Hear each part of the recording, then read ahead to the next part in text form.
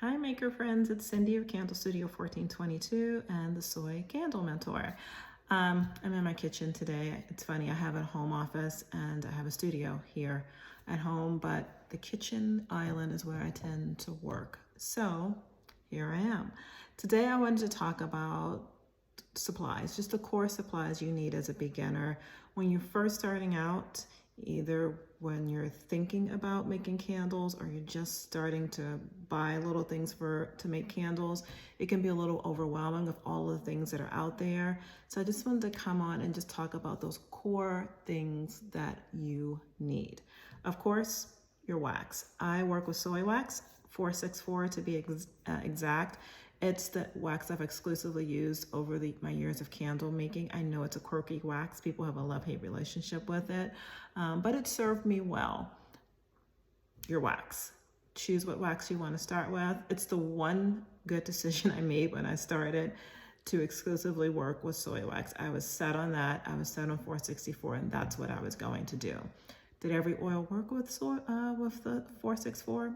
Absolutely not. It can be very frustrating, but choose your wax, get your wax. Your container. Now this is a little tricky because there's so many pretty containers out there, right? I would suggest getting one jar to work with just to start. At this point in your candle making journey, you're just trying to figure out, do I even like candle making? You don't want to spend a lot of money on different jars. You want to get the testing process down pat. You want to make sure you really have a love or a passion for making candles. So I would do one jar, 4 to 8 oils. So of course you need your fragrance oils. And I say 4 to 8. I started out with 8. 8 may have been a little too much, but 4 to 8, somewhere in between that, I think is pretty good for a beginner. When you're picking your fragrances, and this is the part of candle making, I feel like even as a seasoned candle maker, you have to be disciplined. When I started, I ordered dozens and dozens and dozens of fragrance oils, many of which I never used or tested. To narrow down your first 4 to 8, what I would do is think about the scent families that you want. Do you want a woodsy scent? Do you want something fruity like a nice citrus? Do you want earthy, which kind of goes to that woodsy thing? Do you want fresh, like a lemon or something like that? So think about those scent families you want. And then I would suggest ordering maybe 2 oils because we want to keep those costs down. 2 oils from each family that you're interested in.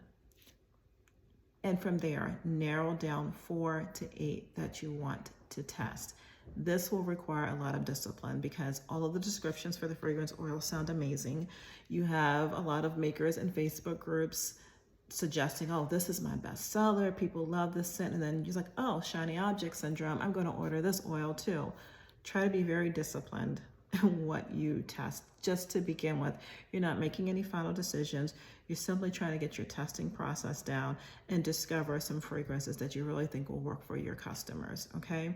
So again, you have your wax, the one jar I suggest, 4 to 8 oils that you're going to narrow down for testing and for testing purposes only, and your wick, okay? Are you going to do cotton wick? Or are you going to do wood wick? I started off with cotton wicks. I still use cotton wicks to this day, eco wicks to be specific, but I also have added wood wicks.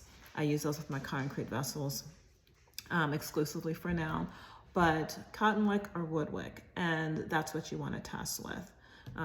So make that decision, order your wicks. My cotton wicks I get from Candle Science. I get the eco wicks. Wood wicks I get from Makesy. So there are other suppliers out there as well. So you can choose who you feel comfortable with. Those are just the supplies that I've used over the years. You also want to get a good thermometer. We know with soy wax, or maybe you don't, but soy wax, the temperature is so important, from the temperature that you add your oil to your wax, the temperature you let your wax get to. So we want a good, accurate thermometer. Next, you want a good scale. And I say good doesn't mean expensive. Amazon is your friend. Your Candle Science has scales. You can get a good scale that's affordable. Maybe you want to get a couple down the line, but one good scale to start is all you need. One good thermometer to start is all you need. At this point, we don't want to buy extra supplies that we simply don't need and just adding cost, because like I said, candle making is it can be a costly hobby and a costly business to start if you let it kind of take control of you with all of the buying supplies and oils that you don't really need at this time. And you don't need a big fancy wax melter. You can do the double boiler method where you are simply, I started out this way. I had a pot, I had a pouring pitcher. I did the double boiler that way, and it worked well for me. And that is boiling water, putting the pot in with the wax, melting it down, and using that to blend my oil and wax together when the temperature was right. So double boiler method is the cheapest, and in this beginning testing phase, it is perfectly fine. If you can afford to, what I did is I eventually moved to a Presto pot with a spout.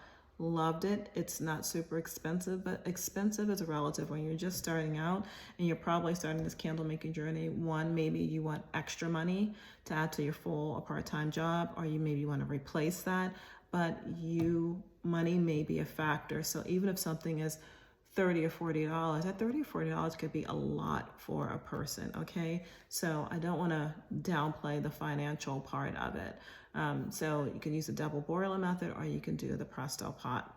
So again, what I want people to avoid is just buying things that aren't needed. We see other makers who are in a different place in their business, or they appear to be, but maybe not. But we want to make good, sound financial decisions to begin with. So again, choose your wax. Why are you choosing that wax, right? You want to make sure you have the 4 to 8 fragrance oils. You may want to order more than that to begin with so you can narrow it down to 4 to 8, but don't buy dozens and dozens of fragrance oils. It is not feasible, and it's not a good financial decision in the end usually.